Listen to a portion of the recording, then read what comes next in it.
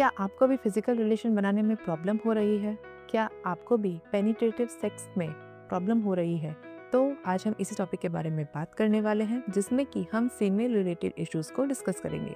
Hello friends, मैं हूं आपकी gynaecologist and infertility specialist doctor Archana Kanwar Sisodia, Krishvi hospital, south Bhopal, Ahmedabad से। हमारी क्लिनिकल प्रैक्टिस में कुछ पेशेंट्स हमने ऐसे देखे हैं जिन्हें कि फिजिकल रिलेशन बनाने में, इंटरकोर्स में प्रॉब्लम होती है और शादी के 2-3 साल हो जाने के बाद में भी वो ट्राई करते हैं, पर वो सक्सेसफुली अपनी मैरिज को कंज्यूमेट नहीं कर पाते। इस बात को लेकर कपल एम्बैरस फील करता है, वो डिप्रेशन में रहते हैं, वो किसी से डिस्कस नहीं करते और शादी के जब बहुत साल हो जाते हैं तो आपको आसपास का सिनेरियो तो पता ही है, लोग पूछना चालू कर देते हैं कि शादी को इतने साल हो गए हैं, बच्चा कब कर रहे हो, जबकि हकीकत में कपल अपनी अलग परेशानियों से जूझ रहा होता है जो उन्हें पता भी नहीं होता। फीमेल के अंदर एक कंडीशन होती है जिसे कहा जाता है वेजिनिस्मस।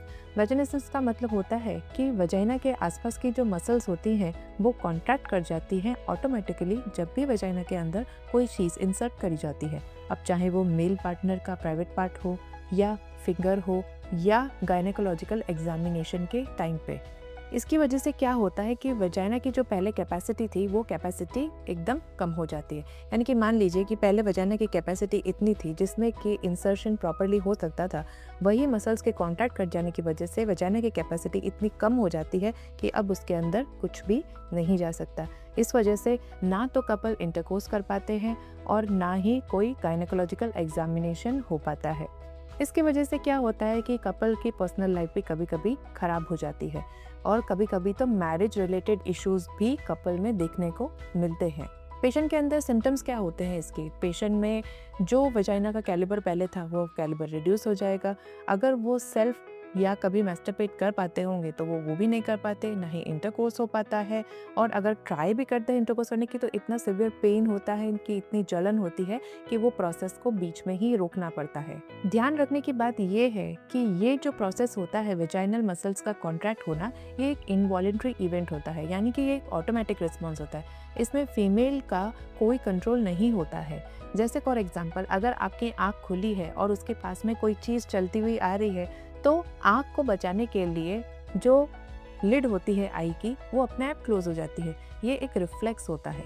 अब इस चीज़ के कई कारण हो सकते हैं, जैसे कि खुद की बॉडी को लेकर लो सेल्फ एक्सटीम का होना, प्राइवेट पार्ट पर कोई चाइल्डहुड ट्रॉमा जो अभी तक पेशेंट भूल नहीं सका है, प्रेगनेंसी रहने का फियर, या पहले का कोई गायनेकोलॉजिकल या कोई सेक्सुअल इस तरह का ट्रॉमा जो पेशेंट पे अभी भी जिसका इफेक्ट बाकी है। पेशेंट को एंजाइटी है, डिप्रेशन है, या अभी पेशेंट को वेजाइनल इन्फेक्शन है उसकी वजह से, या पहले अगर प्रेगनेंसी हुई है और एपिज़ोटोमी यानी कि डिलीवरी के टाइम पे जो स्टिचेस दिए जाते हैं वो प्रॉपरली हील नहीं हुए हैं।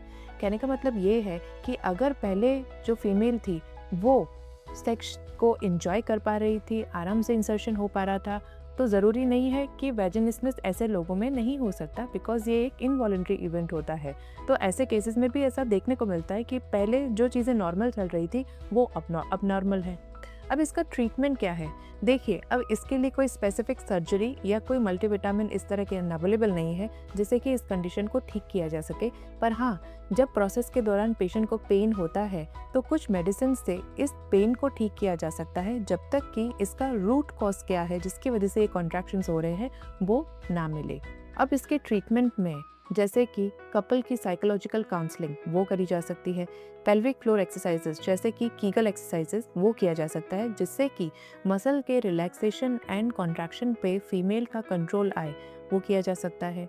इसके अलावा ब्रीदिंग एंड रिलैक्सिंग एक्सरसाइजेस वो करी जा सकती हैं, एंड स्पेशल टाइप के वेजाइनल डायलेटर्स अवेलेबल होते हैं जिनके प्रोग्रेसिव साइज के यूज़ से इस ट्रीटमेंट को ठीक किया जा सकता है।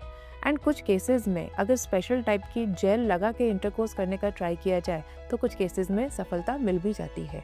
यानी कि सिचुएशन को समझना ज़रूरी है, हमेशा ब्लेम करने से फ़ायदा नहीं होता। अगर आपके इस तरह के किसी इशू को रिलेटेड कोई क्वेश्चन है तो कमेंट बॉक्स में लिख के हमें ज़रूर बताएं, हम उसे आंसर करने की पूरी कोशिश करेंगे। Thank you for watching this video.